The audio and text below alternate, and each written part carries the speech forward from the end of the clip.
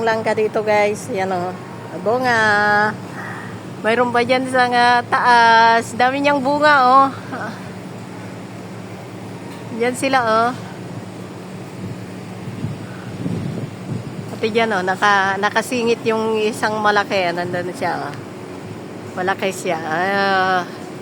Ang gaganda pa. Ang gaganda ng kanyang bunga. Ayan. Dito sa may binibilihan namin dito sa may MRT. Dumaan lang kasi kami at nakigamit ng kubita. Ganda niya. Cute niya oh. Malaki siya. Wala silang mga sira. Ano to, a few days babalutin na nila. May nang babalot dito eh. Masarap kasi, napapakinabangan naman nila.